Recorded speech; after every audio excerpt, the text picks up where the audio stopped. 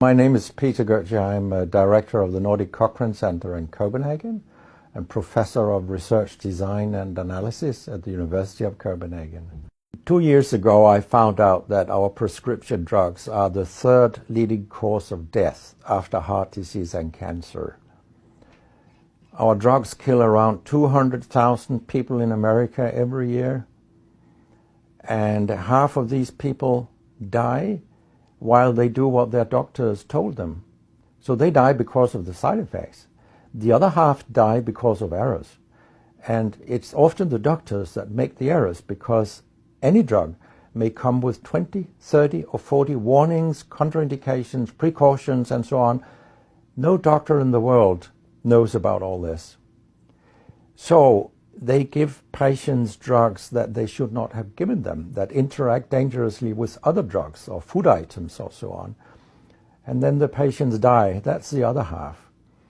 So the other thing I found out 2 years ago was that much of what the drug industry does fulfills the criteria for organized crime in US law.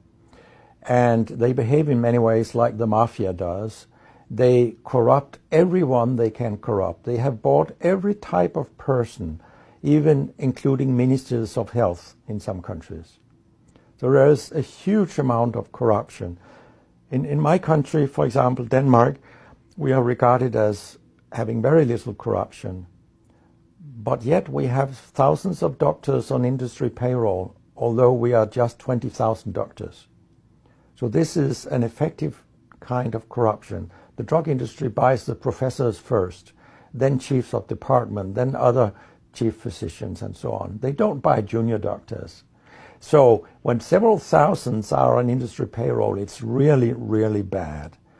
And that's why I wrote my book, Deadly Medicines and Organized Crime, How Big Pharma Has Corrupted Healthcare. I hope to convince patients not to take so many drugs, because so many die from the drugs they take. In my country, people take so many drugs that every single citizen can be in treatment with 1.5 drugs from they are born till they die. This is incredible. And drugs are not that helpful. And they kill very many of us. We know that. That's why drugs are the third major killer after heart disease and cancer. So what we need in the coming years is to take far fewer drugs than what we do currently. If we did that and we were careful, then we could live longer and live better lives. Because drugs have many side effects, and patients often don't realize that when they become worse, that it could be a side effect of the drug, which they continue taking because that's what their doctors tell them. So when I was a specialist in internal medicine, what I very often did was that I stopped a lot of drugs, particularly in elderly people, and it's quite revealing to see a bedridden elderly person come into your ward, and when you stop the drugs, I mean, that person becomes many years younger. And many of these drugs affect the brain, and old people tolerate that very, very badly. They fall, and when they break a hip, 1/4 of them die. And for example, antidepressant drugs are used in more than 10% of our elderly. And they seem to kill 3% of them every year. I mean, if 100 old people take an antidepressant for 1 year, 3% of them will die because they fall and break their hip. This is a huge death rate. So a lot of other drugs than antidepressants also make people fall and kill them. And they may affect your cognition, your memory and all these things. And then they interact in ways that we know almost nothing about. Very many elderly, they take more than 5 drugs a day, and we actually don't know how these drugs interact with each other. What we do know is that all drugs have many effects in the body, and some of them interact also in their metabolism. so that you can get a too high concentration of a drug if you take other drugs simultaneously. So we make a lot of harms that we don't even recognize. I have a pretty colorful collection of things people have called me during all these years. And sometimes journalists have asked me, why do you always look up controversy? And my reply is, I don't. Controversy looks me up. Because it's not popular to tell the truth in healthcare. You will get a lot of enemies, because a lot of people make money on false premises, doctors and industry alike.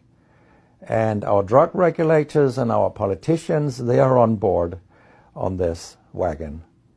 So very few people are independent of money in healthcare. And of course, I have attacked a lot of holy cows during my career, and people have screamed loudly. In a French journal, I was called a statistical masturbist because I showed with statistics that mammography screening didn't work and things like that. And I was even accused of scientific misconduct by the Association of the Danish Pharmaceutical Industry, which was completely ludicrous. It was harassment from beginning to end. They came with vague arguments that we cannot recognize the conclusions in your study, and they could have come up with numbers and said, these numbers are wrong. They didn't do anything. It was only harassment. It lasted 18 months, I think, the whole thing. And then when we were acquitted, I made sure that this nasty behavior was described in the British Medical Journal. So after that, they haven't come so much after me, the Danish drug industry. And when my book about organized crime came out, they just lied about it, as they always do, that my examples were old, they went back 90 years and so on. But, you know, where I demonstrate that what the 10 biggest companies do is organized crime, these examples, they were from within the last 10 to 15 years. That's not old examples. And the crimes have increased because when crime pays, you will have more crime. That's how capitalism works.